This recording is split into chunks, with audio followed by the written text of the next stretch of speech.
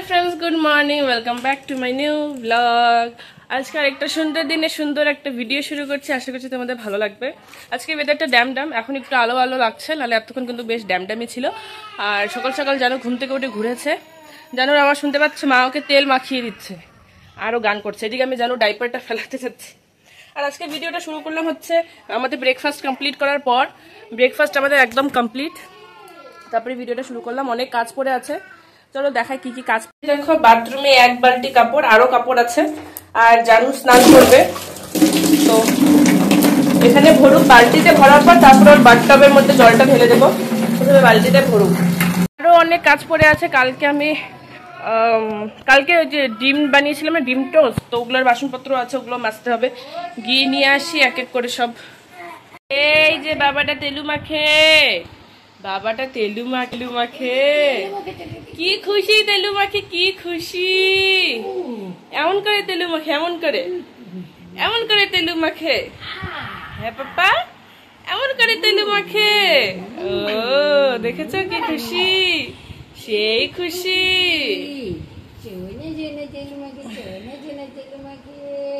তেলু মাখে বাবা, তেলু মাখে। এখন উল্টা হয়ে তেলু মাখবে, দেখেছো? জানুকে প্রতিদিন এইভাবে তেল মাখানো হয়। মা মাখায়, নাই তো আমি মাখাই, বেশিরভাগ মাই মাখায়। এই দেখো বাবা তেলু মাখে।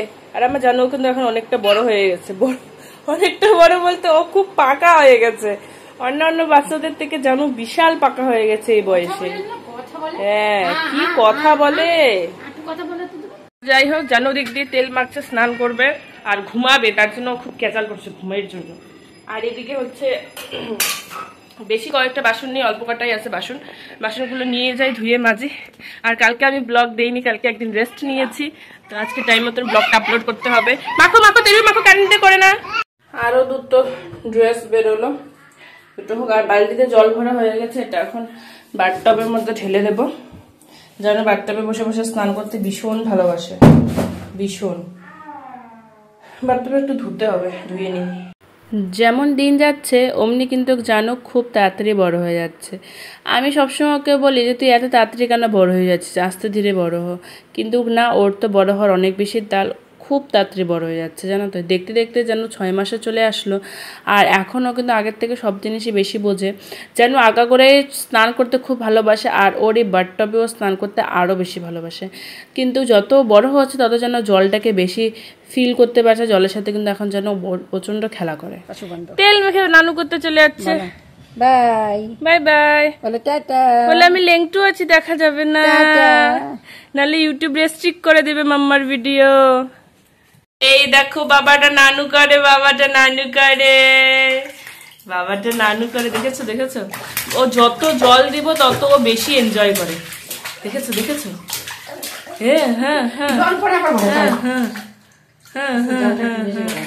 ইস কি মজা, কি মজা।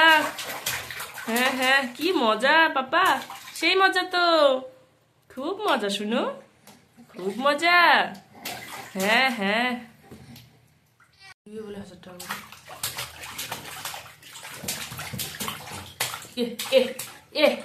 আমার বাবাটা রান্না করে, আমার বাবাটা। সাবান দাও, সাবান দাও ইউজ করতে।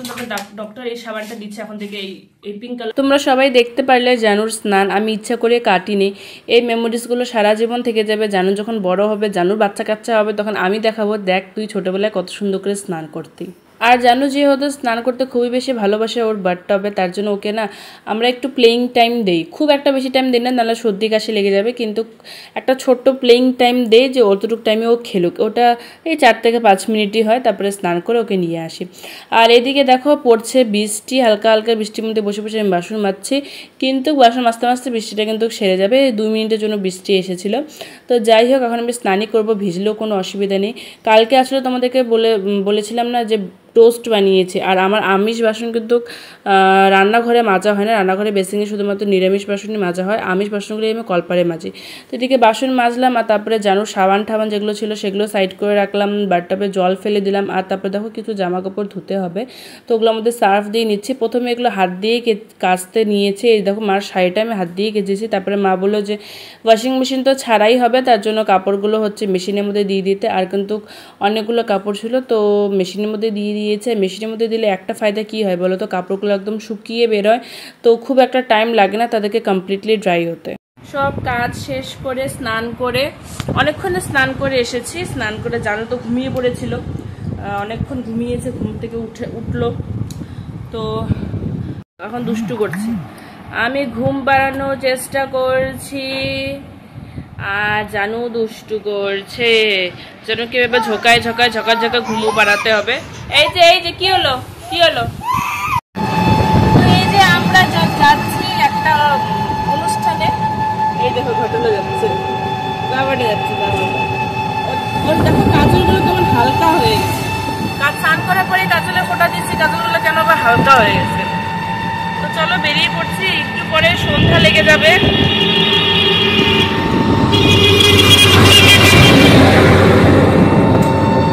তোমাদেরকে তো একটা কথা বলাই হয়নি, আসলে আমার জেঠিমার বাবা মারা গেছে। আজকে হলো মৎস্যমুখী, 13 দিনে আমাদের মধ্যে মৎস্যমুখী করা হয়। তো অনেকবার করে বলেছে যেতে, আর ফুল ফ্যামিলিকে বলেছে, আমাকেও বলেছে অনেকবার করে যেতে। প্রথমে না আমার যাওয়ার ইচ্ছে ছিল না, কারণ বাড়িটা অনেক দূর। আমাদের বাড়ি থেকে প্রথমে দেখলাম টোটো নিয়েছে, টোটো নিয়ে কুচবিহার গিয়েছে, কুচবিহার থেকে এই যে অটো করে এখন যাব হচ্ছে দেওয়ানহাট, দেওয়ানহাট থেকে আবার টোটো করে বেশ অনেকটা ভিতরে। তাছাড়া ভাবলাম যে যাবো না, জানুকে নিয়ে এতটা রাস্তা, কিন্তু জেঠিমা অনেকবার করে বলেছে। তারপরে আজকে জেঠিমা ফোনও করেছে, আবার ফোন করেও আবার সবাইকে যেতে বললো।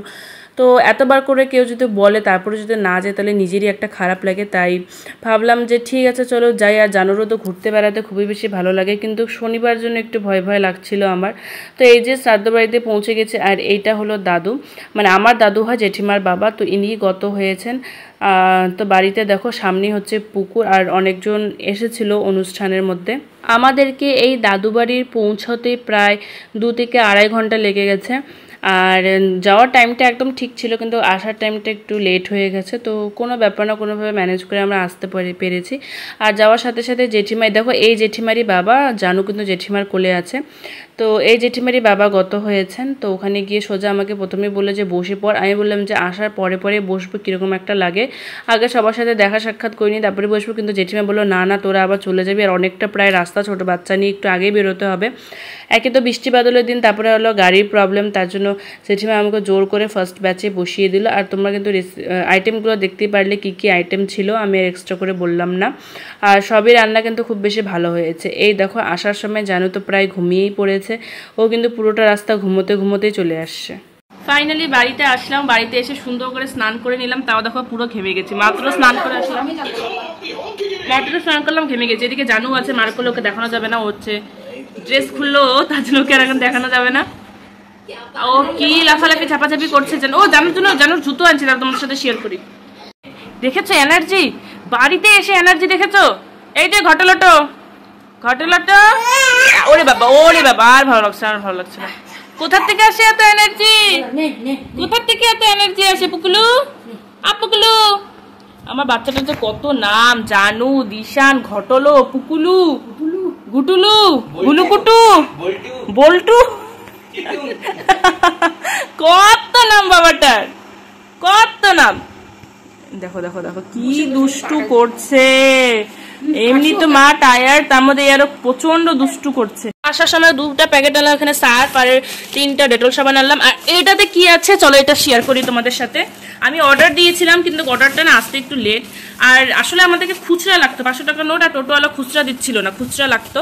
তো ভাবলাম যে সামনে যখন দোকান আছে তাহলে নিয়েই নিই, পরে অর্ডারটা ক্যান্সেল করে দেবো। এই দেখো, দেখলে এগুলো কার জুতো, এগুলো কার জুতো বাবা, এগুলো কার জুতো, কার? তোমার? তুমি পরবে? এই দেখো পুমার জুতো, জুতোটা আমার খুব ভালো লাগলো। জানুর অবভিয়াসলি বড় হয়, এতটুকু বড় হয়, তো এতটুকু বড় দেখে নিলাম যেন পরেও পরতে পারে। আর খুব সুন্দর লাগছিল ওকে পরে, অন্য সময় যখন পরবে তখন দেখাবে। মানে দেখাবো।